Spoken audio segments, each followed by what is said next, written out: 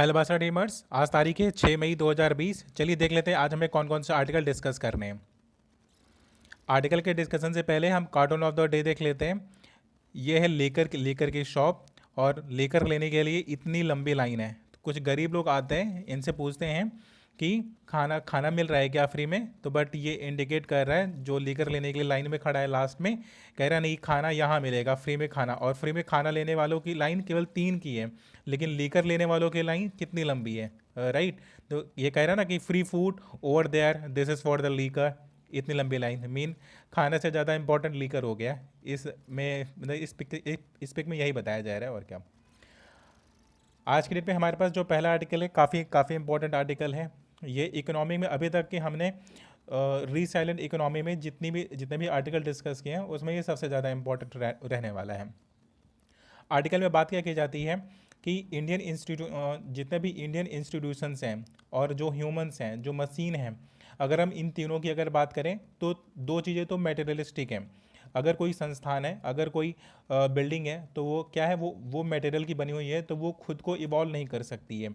Machine है, machine खुद को इवॉल्व नहीं कर सकता।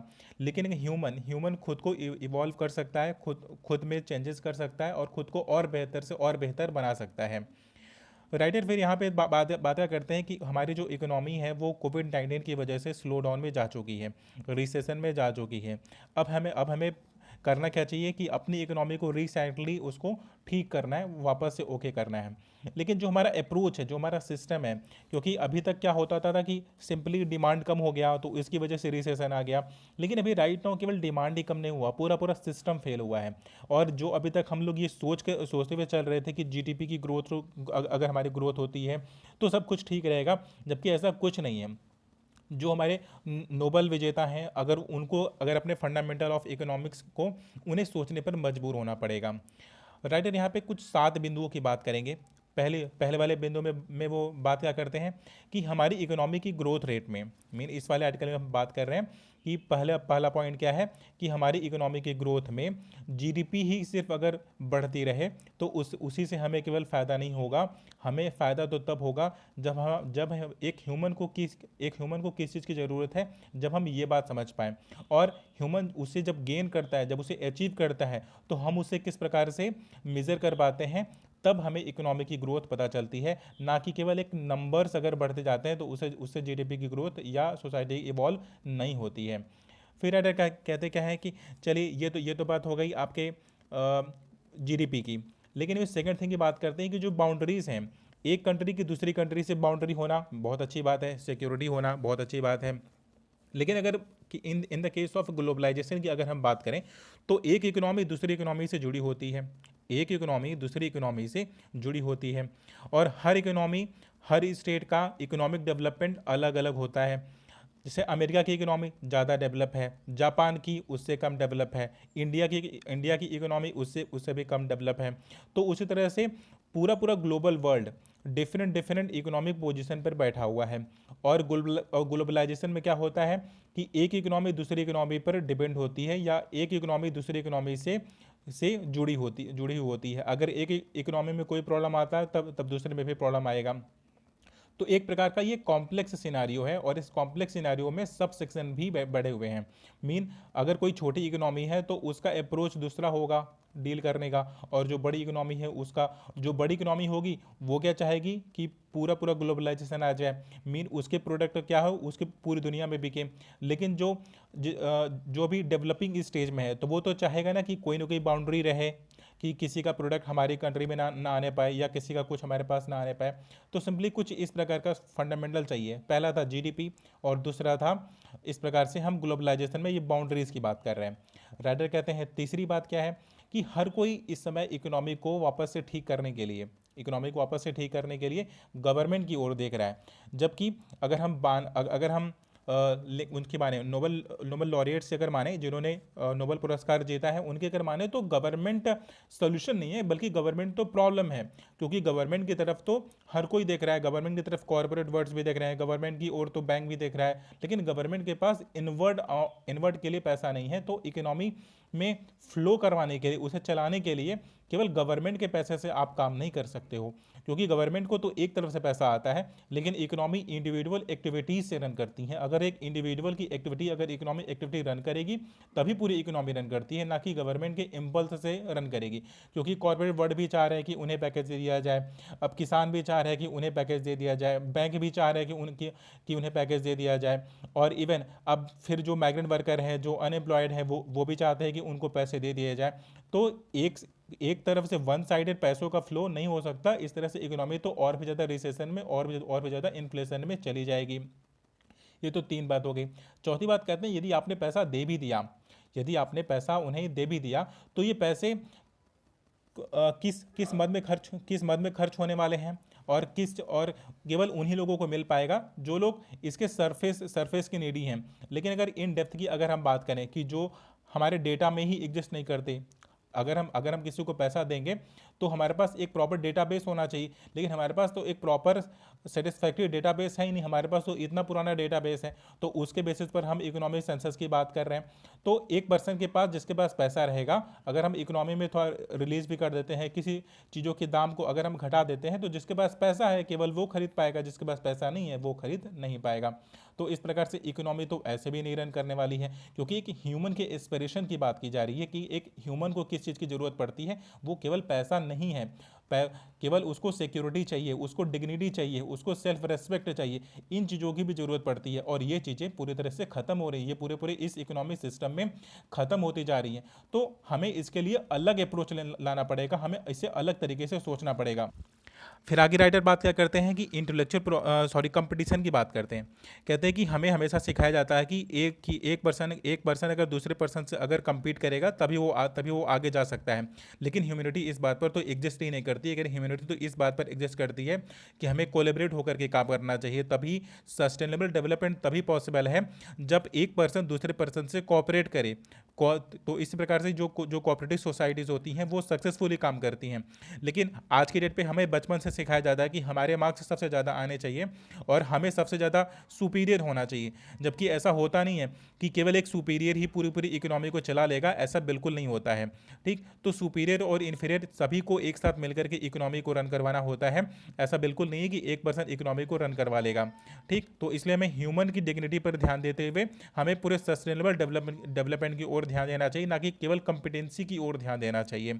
फिर आगे की बात क्या करते हैं राइटर, कहते हैं इंटेलेक्चुअल प्रॉपर्टी राइट के बारे में अगर हम बात करें तो एक समय हुआ करता था कि अगर लोगों के पास ज़मीन ज़्यादा हुआ करती थी तो उसे ज़्यादा धनी समझा जाता था। फिर अभी राइटों का क्या ट्रेंड चल रहा है कि अगर किसी के पास नॉलेज बहुत ज़्यादा है तो उसको ज़्यादा धनी समझा जाता है। तो नॉलेज को मेजर करने के लिए हमने किया क्या है कि हमने आईपीआर को इंट्रोड्यूस कर दिया है, कि इंटेलेक्चुअल प्रॉपर्टी राइट को इंट्रोड्यूस कर दिया है।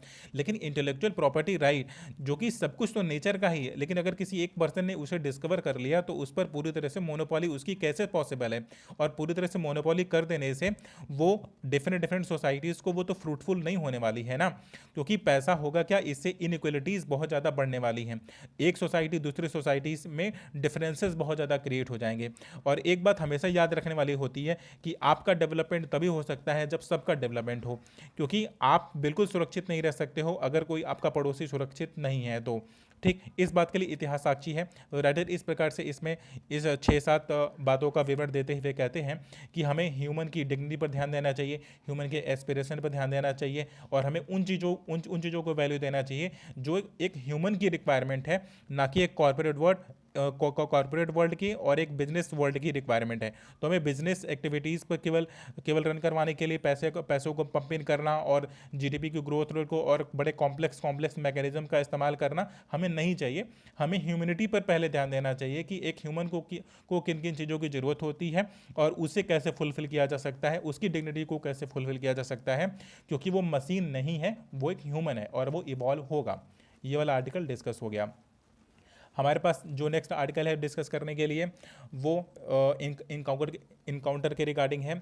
इससे पहले अभी कल की डेट में जम्मू कश्मीर में कुछ इनकाउंटर हुए हैं, तो इनकाउंटर में सात सात लोगों के मारे जाने की खबर है।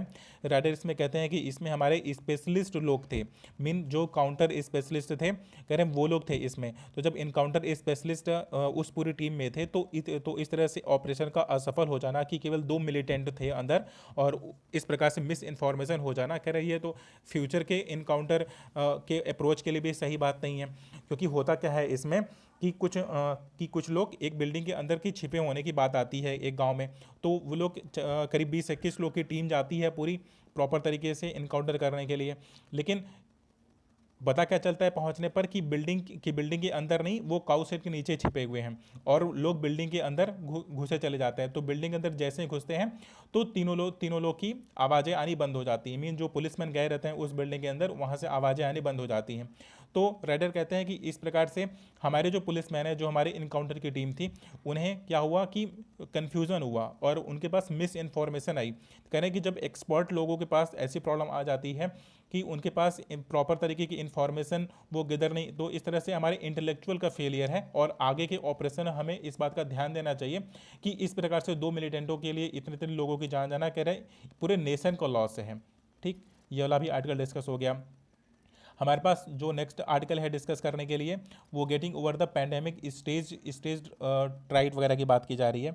इसमें बात क्या करते हैं, क्या कह रहे हैं कि अभी तक हमारे यहाँ कम्युनिटी ट्रांसमिशन हुआ नहीं है, अभी अभी राइट नाउ तक। फिर डिफरेंट केसेस की बात कर रहे हैं कि हॉस्पिटल से भी कोविड-19 फैल रहा है और अगर डिफरेंट प्रोफेशनल्स में भी जो शॉप्स ओपन हो जा रही हैं, कह रहे हैं वहाँ से भी फैल रहा है। लेकिन अभी भी इंडिया डिनाई कर रहा है कि उसके यहाँ कम्युनिटी ट्रांसमिशन हुआ नहीं है। अब कम्युनिटी ट्रांसमिशन को रोकने के लिए इंडिया के जितने भी एफर्ट्स थे अभी वो असफल होते नज़र आ रहे हैं। जैसे ही अभी हमने लॉकडाउन को रिलीज़ किया, लॉकडाउन के रिलीज़ करते ही नंबर ऑफ केसेस की संख्या बहुत तेज़ी से बढ़ी है। और सबसे ज़्यादा इसमें एक बात पर ही ज़्यादा फोकस करते हैं, कहते हैं कि जो हमारे हेल्थ केयर वर्कर हैं, कह रहे हैं ये ज़्यादा डेंजर जोन में चले गए हैं। क्योंकि इससे पहले तक क्या होता था कि लॉकडाउन 2.0 तक क्या होता था कि इनके इन्फेक्ट होने के चांसेस बहुत कम हुआ करते थे। लेकिन अभी है हमारे हेल्थ इंफ्रास्ट्रक्चर पर बहुत ज़्यादा लोड पड़ गया है और हेल्थ केयर वर्कर के इन्फेक्टेड होने के चांसेस और पुलिसमैन इनके इन्फेक्टेड होने के चांसेस बहुत ज़्यादा बढ़ गए हैं, क्योंकि उन कम्युनिटी के साथ इंटरेक्शन बहुत ज़्यादा बढ़ गया है। इससे पहले क्या था कि कम्युनिटी केवल जब ज़रूरत होती थी तभी बाहर आती थी, लेकिन अभी क्या है कि डिफरेंट एक्टिविटीज़ के रन कर जाने की वजह से अभी उनसे इंटरेक्शन बढ़ गया है, इसलिए नंबर ऑफ केसेस बहुत तेज़ी से आगे बढ़ रहे हैं। हमारे पास नेक्स्ट आर्टिकल है डिस्कस करने के लिए बात करते हैं कि ICMR। ठीक, ये लोग कर क्या रहे हैं कि Indian government mean central government कर क्या रही है कि केरला मॉडल को फॉलो कर रही है। लेकिन राइटर कहते हैं कि केरला मॉडल को आप केवल बुलेट पॉइंट के फॉर्म में अगर आप फॉलो करने की कोशिश करते हो तो फॉलो तो कर सकते हो, लेकिन आप वो रिजल्ट नहीं निकाल पाओगे जो केरला ने निकाला है। क्योंकि केरला के पास कुछ चीज़ों का असेट है। केरला के पास क्या है कि 100% लिटरेसी रेट है, मीन मोर देन 94% लोग वहाँ पे लिटरेट हैं। वहाँ की ब्यूरोक्रेसी, वहाँ का हेल्थ इंफ्रास्ट्रक्चर वो और अदर स्टेट के अपेक्षा करें तो वहाँ बहुत बेहतर है। तो इसलिए अगर आप केरला के मॉडल को क्वारटाइन कर देना और रेड जोन और ग्रीन जोन और ऑरेंज जोन में डिवाइड कर देना, ये सब तो केरला का ही मॉडल है। आप ठीक है पूरी कंट्री में इंप्लीमेंट कर रहे हो, लेकिन जिस कॉन्शियस लेवल पर वहाँ के लोग लिटरेट हैं, जिस तरह से वहाँ के लोग कॉपरेट करते हैं, कह रहे हैं वो अदर स्टेट में पॉसिबल ही नहीं है। क्योंकि लिटरेसी रेट अदर स्टेट में बहुत कम है, अदर स्टेट में हेल्थ का इंफ्रास्ट्रक्चर लेवल बहुत कम है, तो आप उस लेवल पर आउटकम आप नहीं निकाल पाओगे केरला मॉडल को फॉलो करने के बाद भी। हमारे पास अब जो अगला आर्टिकल है वो डिस्कस करने के लिए वो बात करते हैं कि वेज रेट के लिए होता क्या है कि 1817 में भी यूके में जब लेबर फोर्स वगैरह में हमें करना क्या होता था कि इकोनॉमिक एक्टिविटी को मूव करवाना था, तो यूके ने किया क्या, मीन इंग्लैंड ने किया क्या कि वेजेस बढ़ा दिए, मीन मजदूर के वेजेस को बढ़ा दिया, तो वहाँ की इकोनॉमी प्रॉपर तरीके से रन करने लगती है। अभी आज की कंडीशन की बात करें आज की तारीख में, तो हमें जो माइग्रेंट वर्कर हैं जो इसमें वो अनएम्प्लॉयड हो गए हैं, अगर उनके पास पैसे होंगे तो वो अपनी ज़रूरत के सामान को खरीदेंगे।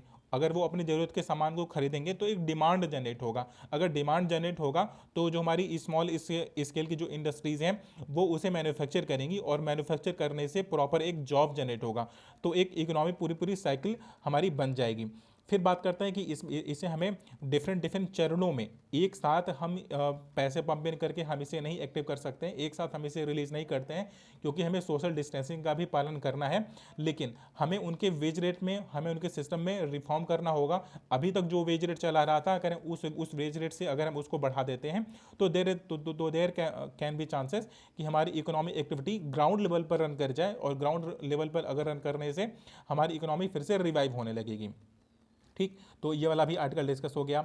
अभी हमारे पास जो नेक्स्ट आर्टिकल है डिस्कस करने के लिए, वो बात करते हैं कि अभी लॉकडाउन के बाद हमें किस प्रकार से ईज करना चाहिए, किस प्रकार से हमें लॉकडाउन को हटाना चाहिए। राइटर इसमें तो यहाँ तक बात करते हैं कि एक वैक्सीन को डेवलप करने के लिए जितना समय लगता है, हमें उतना समय लेना चाहिए लॉकडाउन को करने में।